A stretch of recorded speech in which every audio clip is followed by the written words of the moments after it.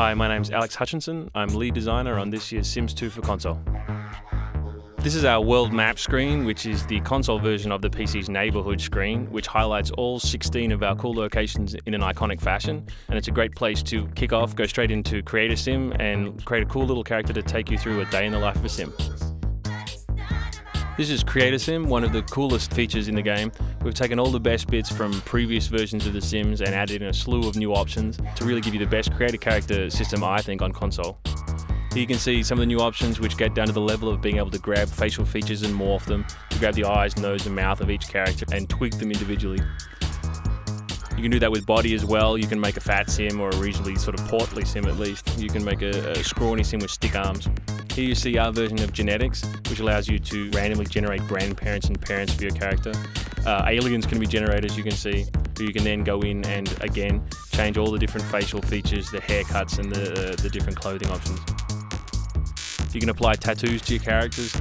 Some of these features are locked or unlocked depending on who you've formed relationships with in the game. So you're always coming back into Create a Sim and continuing to customize your character. Here you can see one of the coolest new features, which is the ability to layer clothing. And now we get into aspiration, which is bringing across 4 of the aspirations from Sims 2 PC and adding a new creativity aspiration to the console, which comes back into the creative fashion you just saw and will tie into the creative food system, which we'll show you later on. And you can also choose their personality.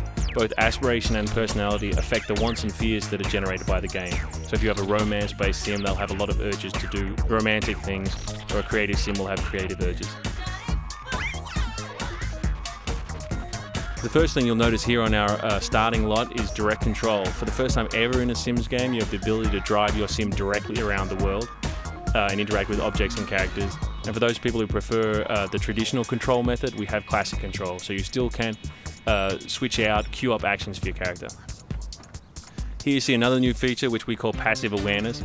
Your Sims are more aware than ever of their environment. If they stand over trash, they'll fan their nose and lose hygiene.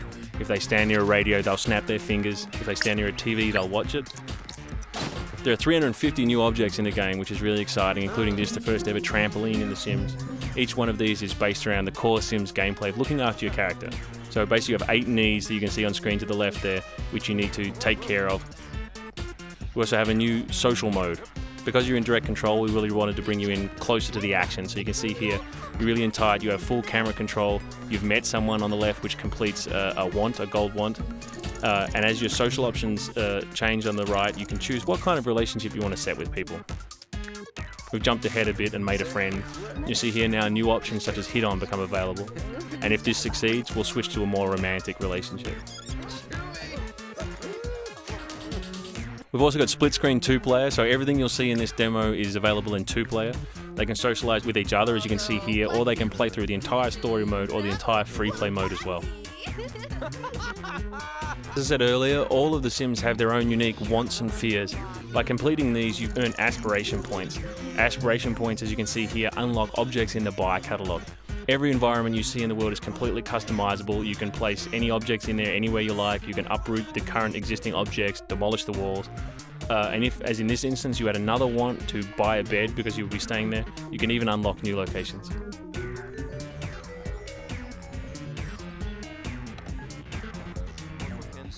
There are 16 new locations in the game, each one based around a different theme. 4 of these are free play locations, which allow you to play basically any story you like, and 12 of them are story-based locations like this one, Shoreline Trails, which has basically a nerd-like character who's struggling to make it through, a mean and nasty sim who's been beating on him, and your job here in your wants and fears is to go through and help them out. You can see we've got some cool new objects such as the wave machine.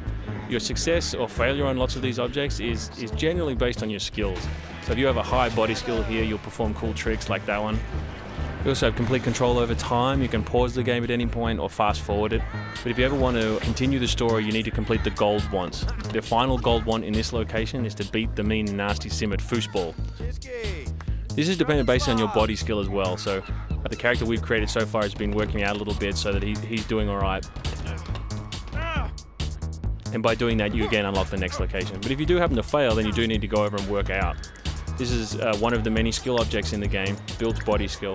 You can choose lightweight lifting, which is very low risk but very low reward, so you build skill very, very slowly. but if you wanted to take a chance, you could have grabbed the medium or heavy weightlifting and seen if you could avoid an accident. Now I'll take you to the next location in the game, which is called Cliffside Retreat. It's based around food creation. It's essentially a giant bed and breakfast that other Sims have created, so it's a good place to showcase some of our other new features. Here you can see another set of objects we've created new for this year, which are basically ingredient source objects. So there are certain things like herb gardens or fruit trees or aquariums, which if you buy them and then look after them, you can harvest new ingredients from. In the fridge, you'll find ingredients which you can just buy, but you'll also find all the ingredients that you harvest from the world. So we got some from the fruit tree just then. Here you can see that we can also get fish from the aquarium. Once you have the ingredients that you like, you just need to trek over to the fridge and then choose to get some ingredients. The coolest thing about the food creation system is that it's completely procedural and simulated, so that you can combine any sort of ingredients you want and get a bunch of different effects. All of them will satisfy your hunger to a certain extent, but some of them will also create special effects. So if you put the right ingredients together, you can make aphrodisiac foods that make people sick. You can do all kinds of cool things.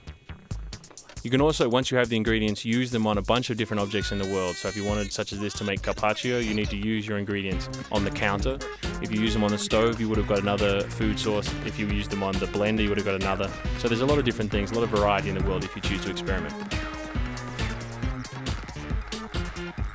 Of course, once you've got them, you can choose to eat your own food, or you can take it over and give it to another Sim. So if you were telling a story, for instance, where you wanted to begin a romantic encounter with a Sim, you could make an aphrodisiac food, then go over and give it to them. Obviously, our alien character here is not interested in that kind of relationship, so he's just looking to make a new friend by helping him out, so he's just giving him a normal meal.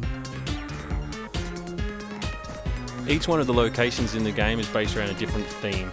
So this, as I said, was based around cooking and food. This new location we've journeyed to, Sunset Canyon, is based around an old movie studio lot and is therefore based around death and terrible accidents which have befallen most of the residents. Another cool feature that's very unique to the Sims universe is that you really are juggling a bunch of different characters in most locations. So here you can control pretty much everyone on the lot and tell them what to do. So you can jump between characters, finally end up on this sort of cowboy ghost character and take him through the world. Ghosts have their own unique options, such as this one. He can choose to spook the poor hapless resident. If at any point you decide, no, it's time to come back to life, you can either challenge the Grim Reaper to a fiddling contest, which depending on your skills will bring you back to life for free, or if you're not so good at it as our character here, you can just choose to pay for it. And that brings us to the end of a very short day in the life of our brand new alien Sim.